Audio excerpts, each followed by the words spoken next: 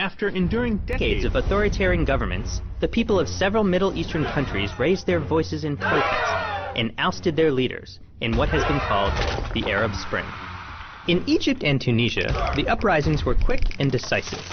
In Libya, the protests led to a short civil war that ended with the death of Muammar Gaddafi. Syria is another story. This is Bashar al-Assad, president of Syria. His father, Hafez, ruled for 30 years, during which he modernized the country, but at the cost of a brutal repression.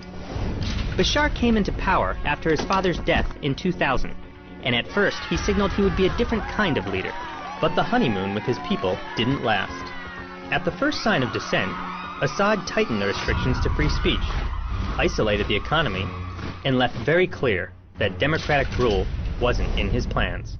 12 years of repression had to pass before thousands of people, following the example of Egyptians and Tunisians, took to the streets to demand reforms.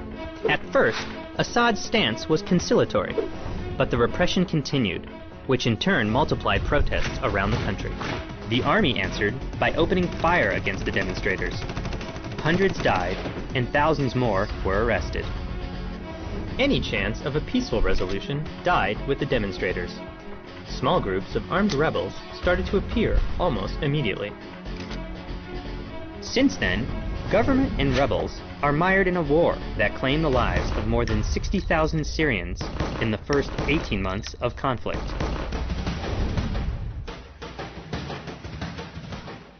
After World War I, the French and the British established the borders of the Middle Eastern countries, grouping many religions and ethnic groups in the same territories. One of them, the Muslim sect of the Alawites, has been in command of Syria since the 70s, despite representing only 12% of the population. Under the ideology of keeping the country out of the hands of extremists, the Assads heavily favored their sect and crushed those who challenged them.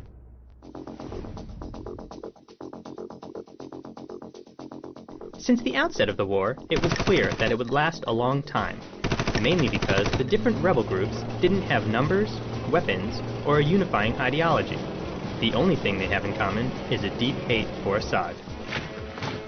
As the weeks and months pass, the rebels have increased in numbers and weapons, but not enough to topple Assad, who is now receiving help from Iran. Also, many of the rebel groups have abused, killed, and displaced civilians in the name of the revolution, leaving many Syrians wondering if the cure is worse than the disease.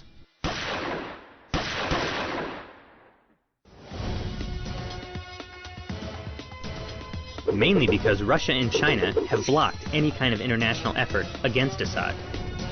Russia and China have interests in Syria, and their leaders believe the Arab Spring hasn't brought security or stability to the region. The US hasn't intervened openly because it hasn't found a group who's aligned with its ideology, and is wary that an intervention could give strength to radical groups. The experts believe that Assad will fall eventually. The question is how long it will take.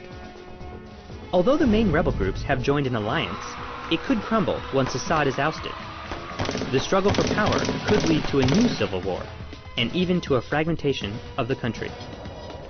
The conflict could also extend to countries such as Turkey, Lebanon, and Iraq, threatening the fragile stability of the Middle East. No matter the outcome, whoever assumes power in Syria will inherit a country in ruins, with an economy in shambles, a deeply divided population, and the challenge to fulfill the promises of the Arab Spring.